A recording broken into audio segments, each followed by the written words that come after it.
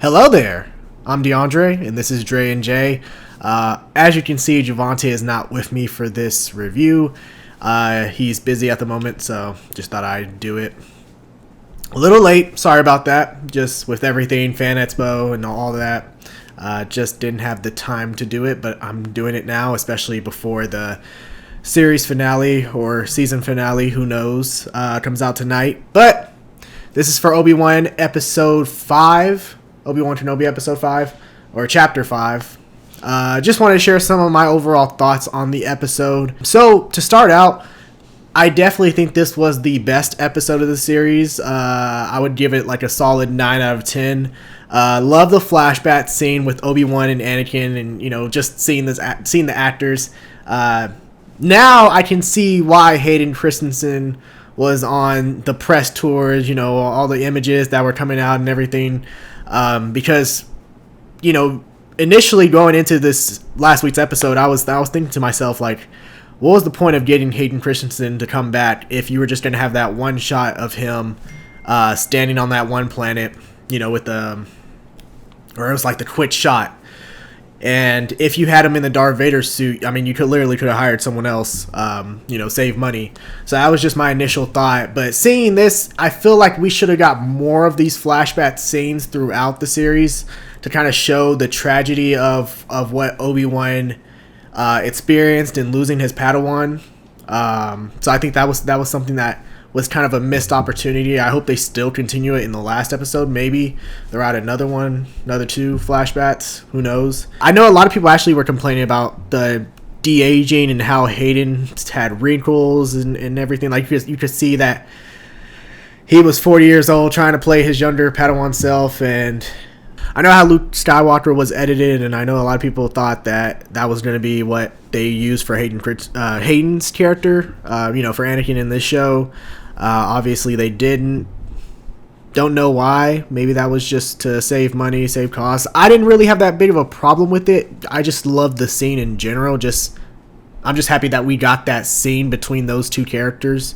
I can always imagine him as his younger self. I mean, and Hayden still looks good for 40. I mean, he still looks close to how he looked in Attack of the Clones. I don't think it's that far off. Now, I will say this, because I know we always trash Disney and the way it's handled Star Wars since acquiring it from George Lucas.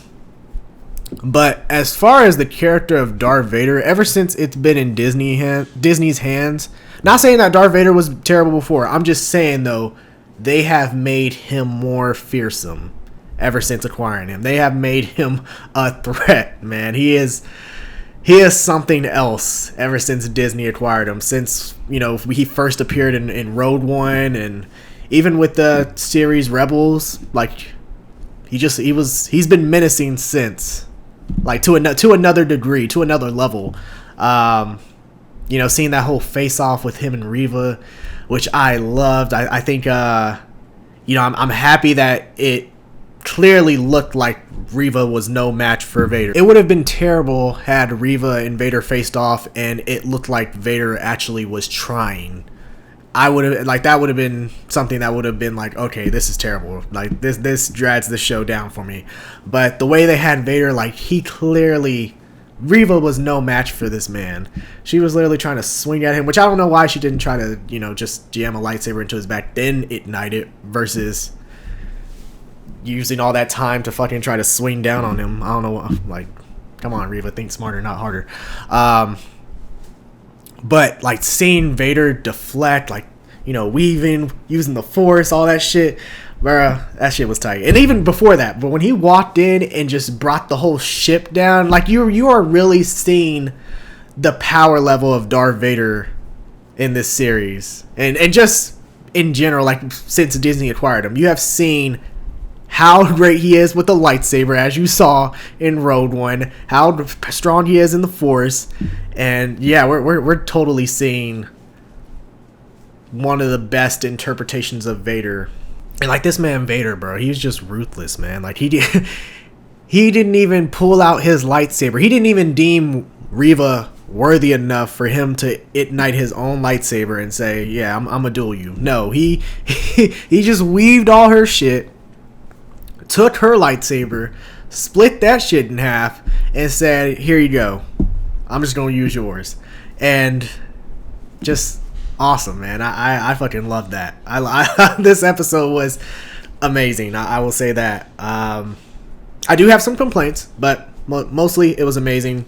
I wish when Vader had the lightsabers, he had the two. I really thought he was going to Dooku Reva, and I was disappointed that he didn't. Like that was probably the biggest disappointment from the episode. Reva surviving because she got stabbed. She didn't get beheaded, which, I mean, that's what I wish would have happened. It just would have made it so much cooler. Vader doing another Count Dooku. But you know, I just have a problem with everybody getting stabbed and living in Star Wars, because now it's like, well, damn. So Qui-Gon was just a bitch. Like Qui-Gon was weak. That man couldn't take a stab, versus everybody else taking a stab and surviving. I don't know how I feel about that. And I get it. I know we have seen some crazy revivals in Star Wars. Darth Maul. Shit, there's others. My mind just went blank. But Darth Maul is the primary one. You know, he got sliced in half, still survived. But I don't know. It's just it's crazy. What if Qui-Gon wasn't really dead? He was just unconscious, and they set him on fire. Oh, that would be terrible. Oh man. Now that I think about it, maybe he was. I just wish Reva. I don't know. Like, I just feel like her character met a satisfying end in that regard. Like, I don't see why they're dragging her out to the season finale, involving this whole Luke plot as well. So I think that's a problem for me. I wish he would have killed Reva. Not saying, and I'm not saying it because I hate Reva or I hate the actress playing Reva. It just would have made more sense, especially knowing the past, which let me get to that. So Reva was the youngling. We all suspected it. She was the youngling in the Jedi Temple. They actually showed Anakin with the 501st just slicing through, killing kids. I mean, hey, that shit was pretty ruthless. I mean, for Disney, I didn't think they would show that shit, but not bad. I think him knowing that she was the youngling the whole time, I thought that was crazy. I don't know why he let that happen. Like, he let her be an Inquisitor, while he let her rise through the ranks. I don't know what he had to gain based on him letting her think that he didn't know, or, you know, I don't know what Vader's mindset was when it came to Reva joining the Inquisitor and trying to kill him. Obi-Wan low-key was a hoe. I ain't gonna lie. He low-key hoed Reva because he told her like, you know, hey, this now you have your chance to kill him because he's gonna be focusing on me this whole time. Meanwhile, this nigga dipped. He just he went on the ship, dipped. He could have stayed behind and fought, like, stood in front of Vader with his lightsaber out, and Reva could have, you know, surprised him. But nope, Obi-Wan just said deuces. I'm not gonna be here. It pissed me off too when Reva was like, "Where were you when he was killing my friends?" When she was talking to Obi-Wan, I'm just like, bro, Obi-Wan should have just checked her at that moment and been like, "Bitch, I was on Utapau, taking down General Grievous. How was I supposed to know?" Like, that would have been my response if I was Obi-Wan, but, you know, Javante has been saying this for the past, like, ever since we started doing these reviews on Obi-Wan Kenobi. The score has been pretty weak when I think of Star Wars standards. You know, Star Wars, it's known as a space opera for a reason. I would expect the score to be more epic. I mean, even in the trailers, you use Dual Fates. Which I'm guessing you did that to bring people in, but at the same time, to keep people, you should probably use scores similar to that degree. So, you know, that's a little gripe I have about the series in general, not just this episode. In the hallway, like when the stormtroopers were coming in and shooting at they're not really the rebels yet, but the little group, the rebellion group.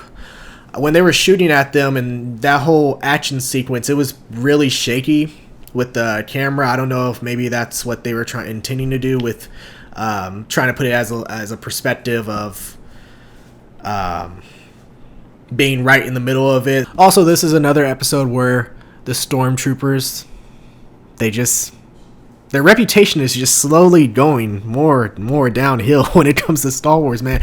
It's like, because you have them in this condensed hallway where you would think, okay, if they're firing, they're going to hit something. And yet they are still missing their target. So at this point, I don't know what the hell it is. Maybe it's just the helmets. They can't see shit out of those helmets, and that's a problem.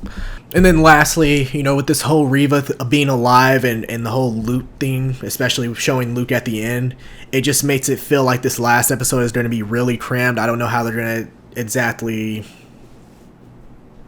conclude this story without having it so condensed and so crammed, especially with these two plot lines now. You're still continuing getting Leia back to Alderaan to Senator Organa, and you're also going to have to save Luke on Tatooine. So this episode should be an hour. I think it is, hopefully. I just feel really nervous about that because, you had this whole episode and then at the end you're just like, oh, by the way, here's Luke. We're going to throw in Luke in this last episode. So I just feel like it's kind of forced at this point.